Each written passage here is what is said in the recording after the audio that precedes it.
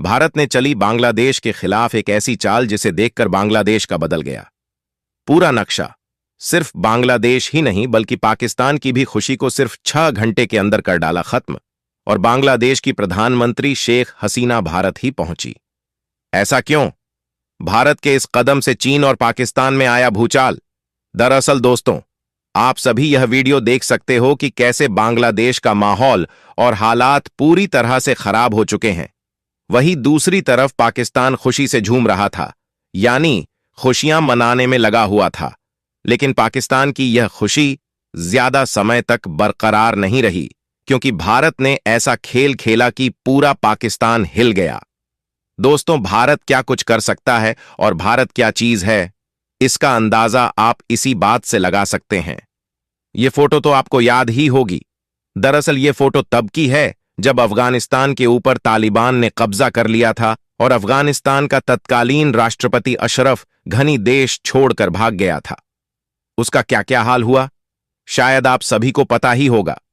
खैर, जैसे ही तालिबान ने काबुल पर कब्जा किया, उसके 2-3 दिनों के बाद ही पाकिस्तान खुफिया एजेंसी ISI का जो प्रमुख था, वह चाय का कप लेकर काबुल में मौजूद था। वह हमारे भारत को टारगेट करना चाहता था और उसने किया भी, और इस फोटो को क्लिक करवा रहा था। इसके बाद इस फोटो को दिखाकर पाकिस्तानियों ने भारत को खूब चिढ़ाया था कि हमने तुम्हारा अफगानिस्तान से सफाया कर दिया।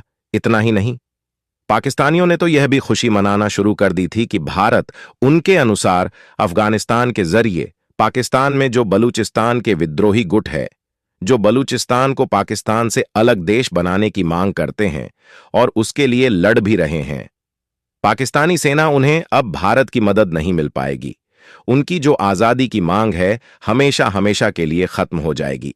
साथ ही पाकिस्तान सेना के जो लोग थे, खुले में टीवी पर आकर बोल रहे थे कि जो सीपक प्रोजेक्ट है, यानी कि चीन पाकिस्तान इकोनॉमिक कॉरिडोर प्रोजेक्ट, जिसके तहत पाकिस्तान अधिकृत कश्मीर और अक्षय चीन तक करीब 68 लाख करोड़ रुपए की लागत से आर्थिक गलियारा बनाया जा रहा है। इसके जरिए चीन की अरब सागर तक पहुंचे हो जाएगी। अब उसे कोई नहीं रोक सकता। लेकिन आज स्थिति क्या है? 2021 की इस घटना को आज 3 साल हो चुके हैं, और इन 3 सालों में पाकिस्तानियों की जो खुशी हुआ करती थी, जो जोश हुआ करता था, आज वह खुशी झुंझलाहट में बदल चुका है। तो इस बात पर हमारे भारत के लिए इस वीडियो को एक लाइक करके चैनल को सब्सक्राइब करें। तो चलो वीडियो में आगे बढ़ते हैं, क्योंकि अफगानिस्तान में तालिबान राज जानने के बाद इनका प्यारा मित्र तालिबान इनकी ही लंका लग रहा है। इनके देश में आतंकी हमले में ऐतिहासिक उछाल आया है। सिपे एक प्रोजेक्ट पर लगातार अटैक हो रहे हैं, और बलूचिस्तान की जो मूवमेंट थी, जो पहले कम हुआ करती थी, अब वह 50 से 60 गुना बढ़ चुकी है। पाकिस्तान सेना के लोग रोज दर्जनों की संख्या में मारे जा चुके हैं, और उनके सैन्य बेस पर अटैक ऐसे हो जाते हैं जैसे कुछ हुआ ही ना हुआ हो, क्योंकि यह एक नॉर्मल रूटीन बन चुका है। आए दिन पाकिस्तान सेना के सैन्य बेस पर अटैक होना, वह भी पाकिस्तान के अंदर। लेकिन आप जानते ही हैं कि यह पाकिस्तान है। इनकी पूछ 12 साल तो छोड़िए, आप 50 साल भी रख लो, नली के अंदर वह कभी सीधी नहीं होगी, और यह कभी बाज नहीं आएंगे। अपनी बेइज्जती करवाने से कुछ ऐसा ही होता दिख रहा है। ऐसा क्यों? तो दोस्तों, पूरी खबर क्या है जानेंगे इस वीडियो में। लेकिन उससे पहले शेख हसीना को भारत में शरण मिलने से पाकिस्तान की जो खुशी है वह शोक में बदल गया। उसके लिए इस वीडियो पर एक लाइक तो बनता है। फटाफट वीडियो को लाइक कर दीजिए। दरअसल आज बांग्लादेश के अंदर आप जानते ही हैं कि तख्ता पलट हो चुका है, और भारत की करीबी माने जाने वाली प्रधानमंत्री शेख हसीना का इस्तीफा हो चुका है। वह अब देश छोड़कर जा चुकी है। वहां पर सेना का कंट्रोल आ चुका है, और एक इंटर्म गवर्नमेंट फिलहाल बना दी गई है। लेकिन कब इलेक्शन होंगे, कब वहां पर सरकार बनेगी, किसी नहीं पता। लेकिन इसको लेकर पाकिस्तान के लोग सबसे ज्यादा खुशियां मना रहे हैं। फिर से भारत को कह रहे हैं कि हमने बांग्लादेश से तुम्हारा सफाई करवा दिया। इतना ही नहीं, कई लोग तो तुम उसे नहीं संभाल पा रहे। ऐसे में किस बात का कैसा बदला, इन्हें कुछ नहीं पता। इन्हें बस बांग्लादेश में एक छोटी सी खुशी दिख रही है।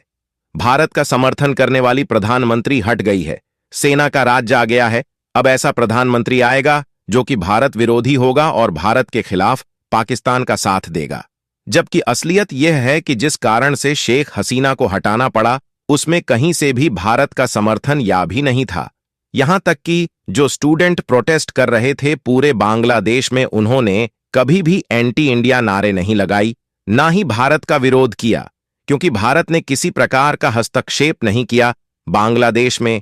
यहां तक कि भारत का जो एम्बेसी है ढाका के अंदर, वह सबसे सुरक्षित जगह मानी गई इस प्रोटेस्ट के दौरान, और वहां पर कोई भी अटैक नहीं कर पाया।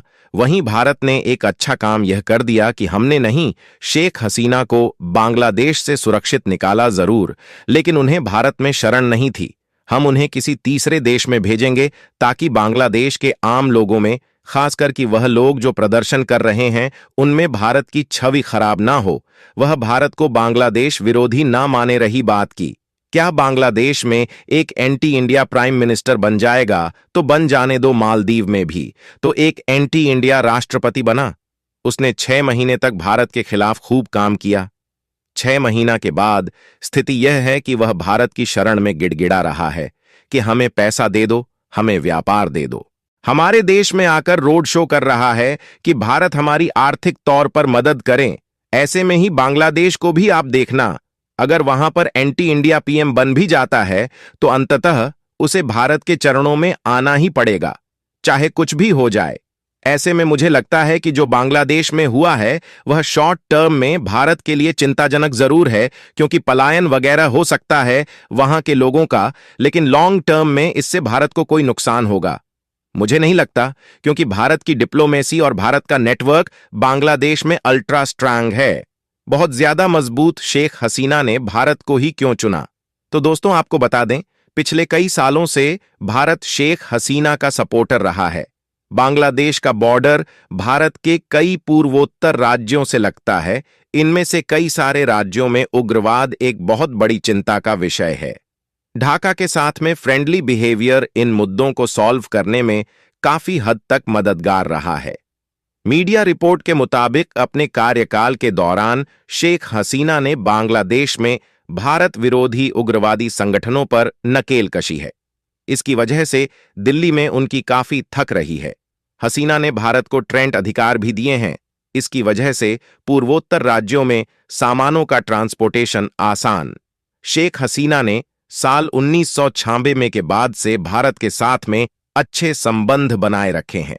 2022 में भारत की यात्रा के दौरान उन्होंने बांग्लादेश के लोगों को याद दिलाया कि कैसे भारत ने अपनी सरकार, लोगों और सिक्योरिटी फोर्स के साथ मिलकर 1971 के स्वतंत्रता संग्राम के दौरान बांग्लादेश का समर्थन किया था। हालांकि अपोजिशन पार्टियों ने उनके भारत के साथ में अच्छे संबंधों की समय समय पर ब्रिटिश न था कि भारत को बांग्लादेश के लोगों का समर्थन करना चाहिए, किसी एक पार्टी का समर्थन नहीं करना चाहिए। पिछले 1 दशक से भारत और बांग्लादेश के बीच रणनीतिक संबंध लगातार मजबूत बने हुए हैं। बांग्लादेश भारत की नेबरहुड फर्स्ट पॉलिसी का काफी प्रॉफिट ले चुका है। कनेक्टिविटी के क्षेत्र में भी दोनों देश काफी आगे बढ़ चुके हैं। तो दोस्तों,